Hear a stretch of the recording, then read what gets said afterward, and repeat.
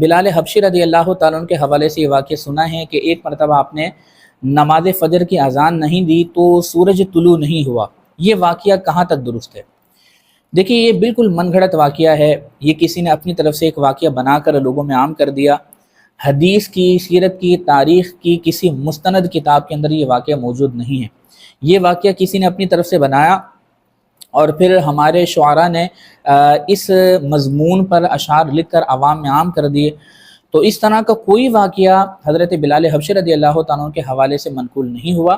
حضرت بلال حبشی رضی اللہ تعالیٰ عنہ تو فجر کی اذان دیتے ہی نہیں تھے، یعنی جو احادیث اور ہم سیرت کی کتابوں کا مطالعہ کرتے ہیں تو حضرت بلال حبشی رضی اللہ تعالیٰ عنہ تو تہجد کی اذان دیا کرتے تھے۔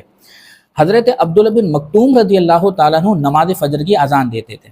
تو اب اگر سیرت کی کتابوں کا مطالعہ کریں، تاریخی کتابوں کو دیکھیں تو تاریخی سیرت کی کتابوں کو دیکھنے کے بعد اس واقعے کی تردید نظر آتی ہے کہ حضرت بلال حبشی رضی اللہ تعالیٰ عنہ تو نماز فجر کی اذان نہیں دیا کرتے تھے۔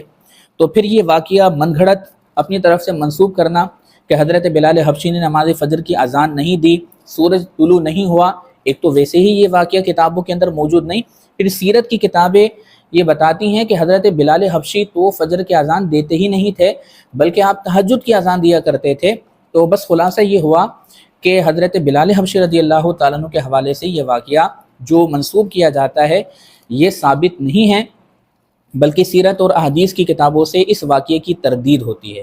تو اس طرح کا واقعہ بیان نہ کیا جائے، ہمارے خطبہ بیان نہ کریں، اور جو شعراء اس طرح کے اشعار لکھتے ہیں تو ان سے گزارش ہے کہ اس طرح کے اشعار نہ لکھیں، اور جو لوگ اس طرح کے اشعار پڑھتے ہیں جس میں اس طرح کا کوئی مضمون وغیرہ موجود ہے تو ان سے گزارش ہے کہ وہ اس طرح کے اشعار نہ پڑھیں۔